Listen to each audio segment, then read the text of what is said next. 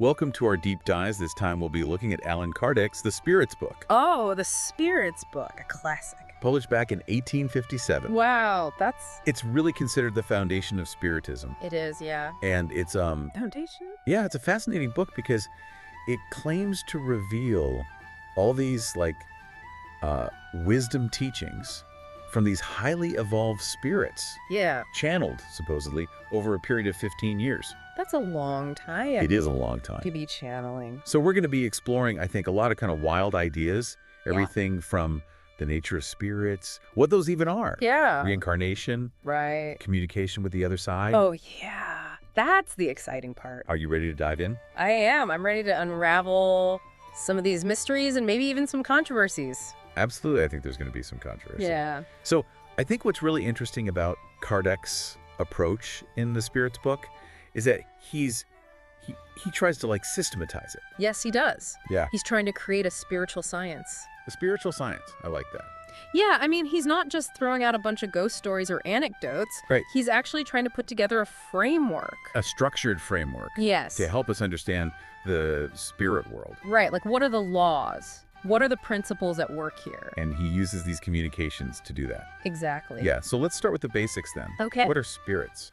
All right, so according to Kardec and these spirit communicators, spirits are intelligent beings Okay. that exist outside of the material world that we know, They exist outside of our world. outside of our world. Okay. So not in the physical realm as we experience it. Okay. And they're described as being created by God. Okay. But here's where it gets a little bit tricky. He describes them as quintessentialized matter. Quintessentialized matter. Yes.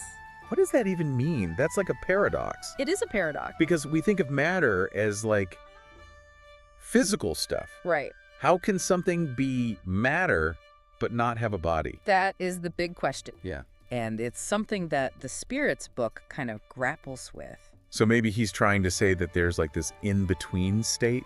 Yeah, he's suggesting that there's something between material and immaterial. Okay. They're not just pure thought or energy, Right. but they don't have physical bodies like we do. So they have some sort of substance. Yes. But it's just beyond our normal perception. Beyond our normal perception. We can't see it, we can't touch it. Right, exactly. Okay, I'm trying to wrap my head around that. It is a heady concept.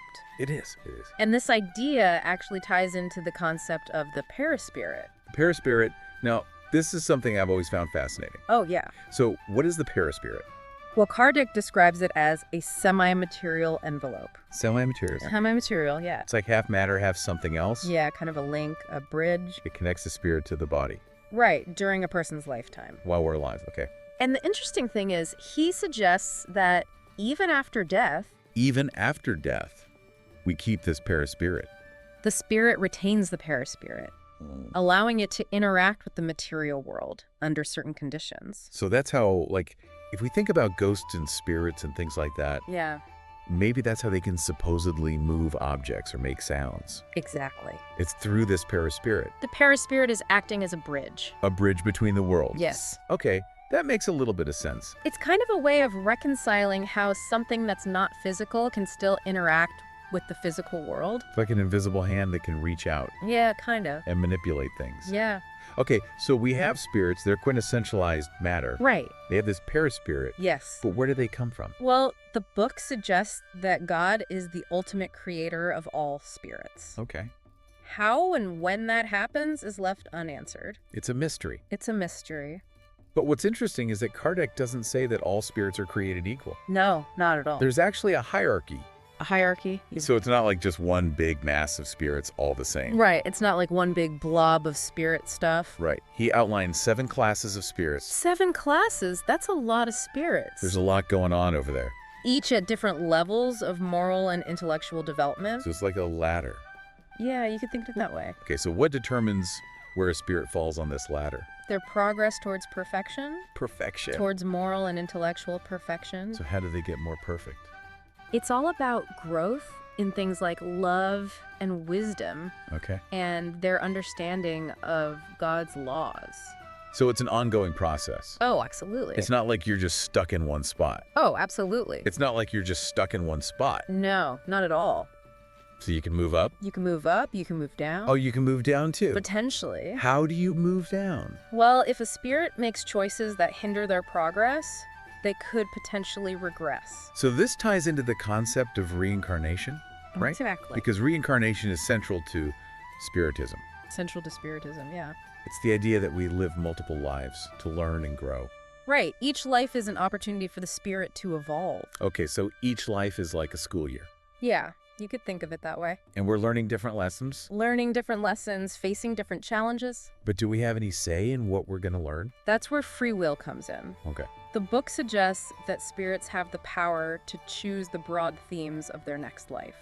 We get to choose. To a certain extent, yes. So it's not just like we're randomly assigned a life. Not exactly. We have some input. Within the framework of God's laws and the influence of other spirits, yes. So we can't just decide, hey, I want to be a king in my next life.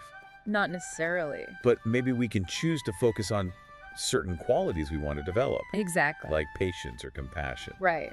Or maybe we can choose to experience certain challenges. Yeah, like wealth or poverty. Oh, that's interesting. It's about choosing experiences that will help us grow. Okay, so it's like choosing a major in college.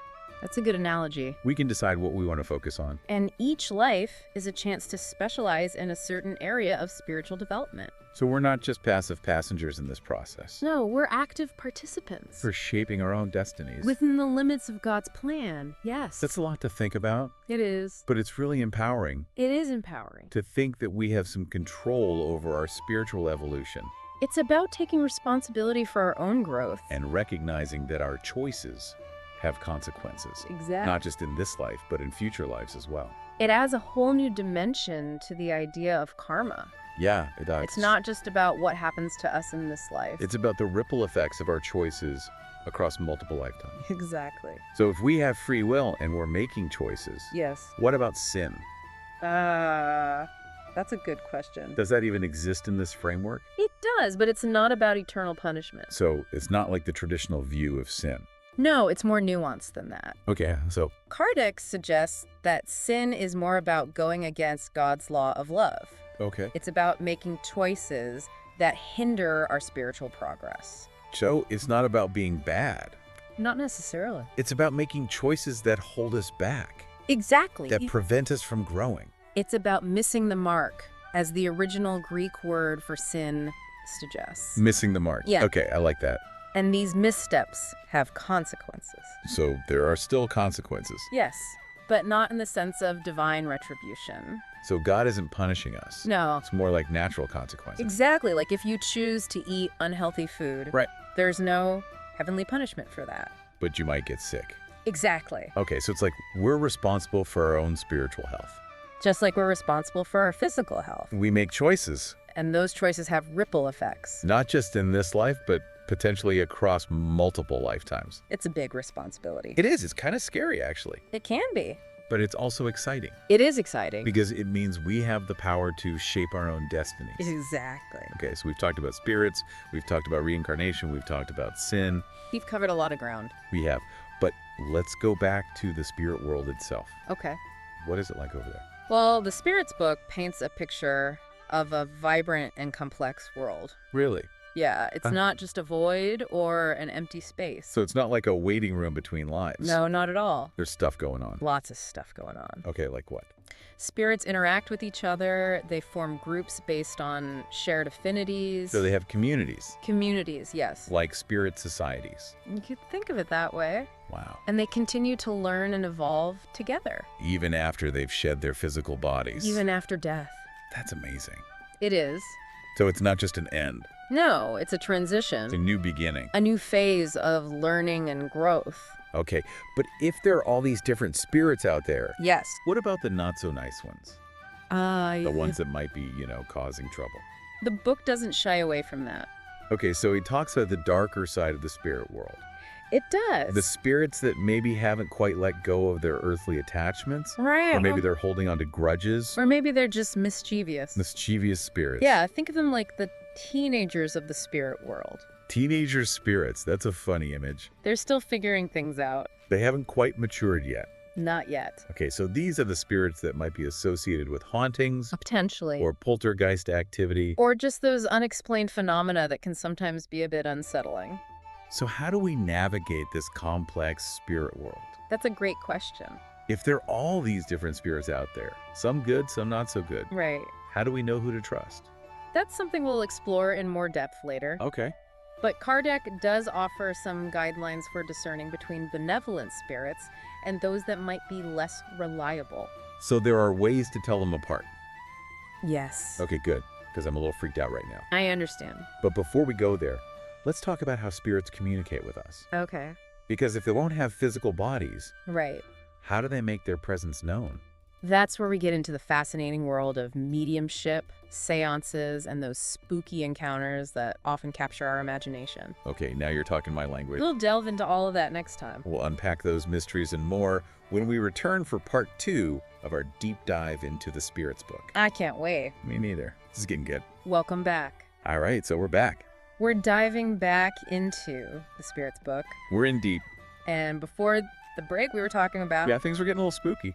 Well, we're about to step into what many consider the most intriguing aspect of the Spirits book. Oh, here we go. The way spirits communicate All right.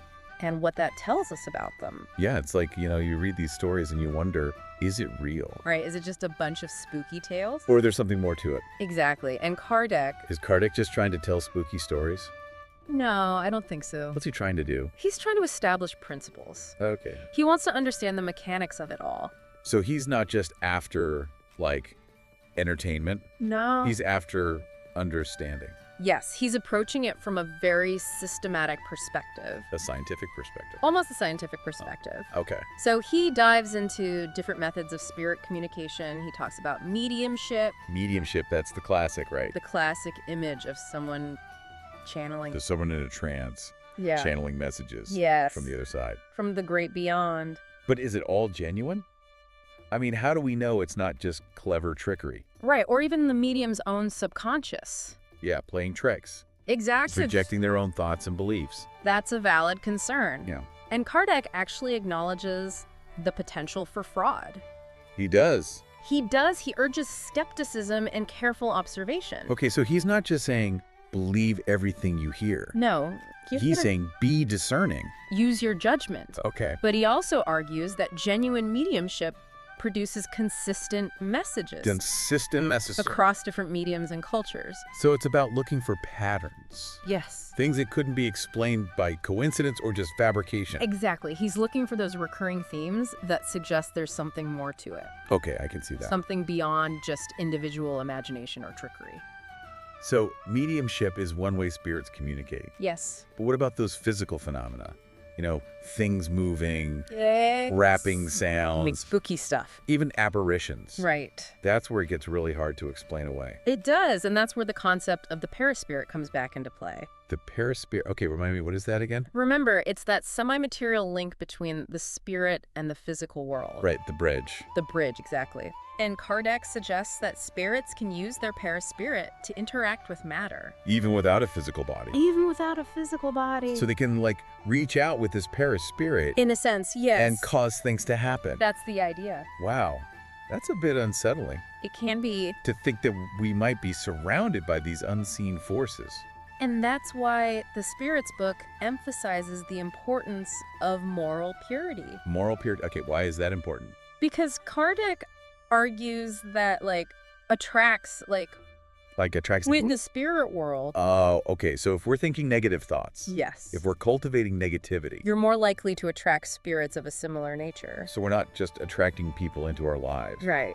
We're attracting spirits. Potentially, yes.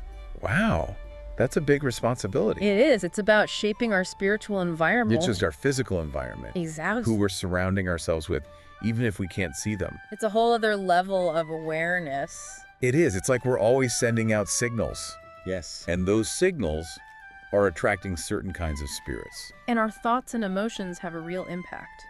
So it's not just about receiving messages from spirits. Right. It's about influencing them as well. It's a two-way street.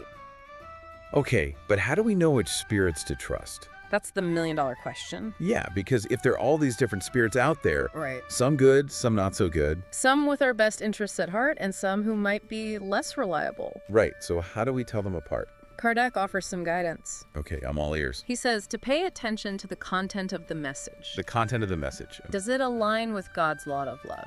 God's law of love. Okay. Does it promote kindness, compassion, moral uprightness? So it's about evaluating the message itself. Yes. Does it feel good? Does it feel right? Exactly. Use your intuition. Okay. And be wary of messages that feed your ego or flatter you with promises. Or encourage harmful behavior. Right. Those are red flags. So it's about being discerning. Yes. Use your judgment. Don't just blindly believe everything you hear. Exactly. Be critical. Think for yourself. Okay, I can do that. And he also cautions against seeking out spirits who simply reinforce your preconceived notions. So don't just look for spirits who tell you what you want to hear. Exactly. True spiritual guidance should challenge you, Make you think. inspire you to grow. Push you out of your comfort zone. Exactly. Okay, that makes sense. It's about seeking wisdom, not just confirmation. So if we can communicate with spirits in general, Yes. what about loved ones who have passed on? That's a question that many people have. I think everyone wants to know that. And Kardec suggests that we can and do communicate with spirits who have passed on. Really?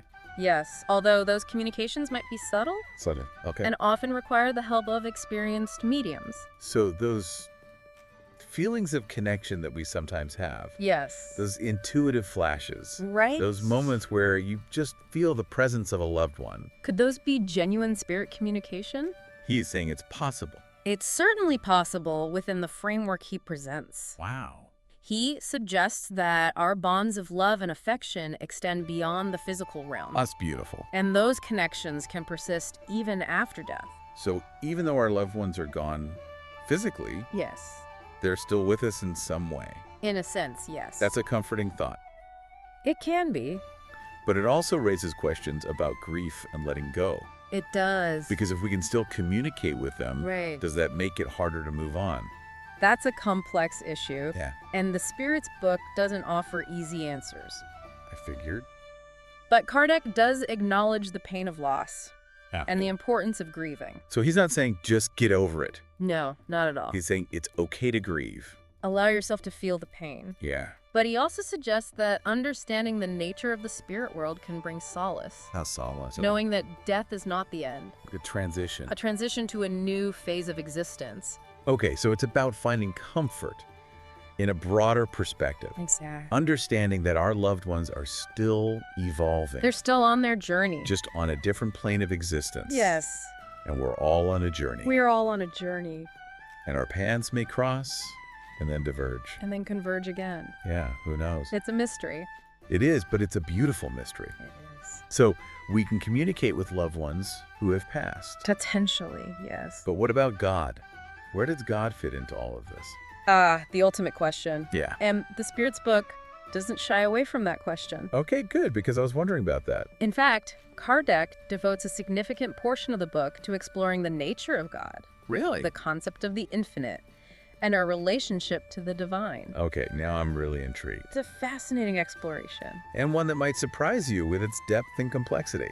All right, well, let's dive into those deeper waters. Let's do it. When we return for the final part of our deep dive into the Spirit's book, welcome back to our deep dive into the Spirit's book. We're in the final stretch. We've covered so much. Spirits, reincarnation, Communication, the paraspirit. all those spooky phenomena. It's been, I gotta say, mind-bending. It has been a journey. It really has. And now we're arriving at what might be the most profound aspect of Kardec's work. Oh, here we go, the big finale. His exploration of God, Okay. the infinite. The infinite, that's a big concept. It is, and our place within this grand cosmic scheme.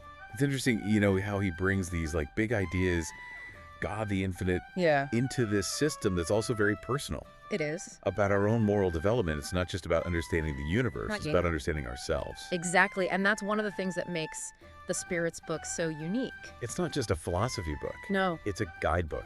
it's a framework for living, Yeah. for making choices Making choice. that align with a higher purpose. Aligning with a higher purpose. Okay, so how does Kardec even approach the concept of God? Well, he acknowledges right away the limitations of human language. We can't even really talk about it. It's hard to fully grasp the nature of God. Yeah. But he does describe God as the supreme intelligence. The supreme The intelligence. first cause, the source of all things. So everything comes from God. Ultimately, yes. Oh. But he emphasizes that God is beyond our comprehension. Beyond our comprehension. Being of infinite perfection. Infinite perfection, so we can't even wrap our heads around it. Not fully, no. But we can try. We can try, and he suggests that we do that through spiritual evolution. So the more we evolve, Yes. the closer we get to The understand. more we can comprehend the nature of God. It's a journey. It's a process of gradually expanding our awareness. So it's not about having all the answers. No. It's about continuing to ask questions. Seeking a deeper connection Yeah. through our own growth. Okay, and that's where the infinite comes in, right? Yes. Kardec makes a distinction between God and the infinite. He does. So what's the difference? Well, he's saying that God, while possessing infinite perfections, Okay. is not simply equal to this abstract concept of boundless existence. Boundless existence. The infinite. Okay, so God is more than just the infinite. It's like saying God is the ultimate expression of the infinite. Okay. The source of all that is... But not limited to our understanding of it. Exactly. We can't box God in. It's too big. It's too vast. Our minds can't even handle it. Not in our current state. But as we evolve, maybe we can grasp a little bit more. That's the idea. So it's a process. It's an ongoing journey. And that journey is about more than just knowledge, right? It is. It's about love.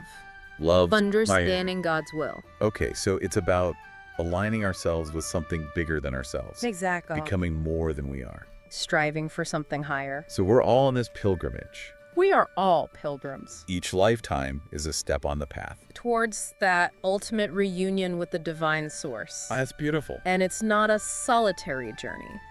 We're all in this together, We are interconnected, the living and the departed, supporting each other, learning from each other evolving together towards that shared goal. of spiritual perfection. Exactly. It's a hopeful vision. It is a hopeful vision. It suggests that even our struggles, our mistakes, Yeah.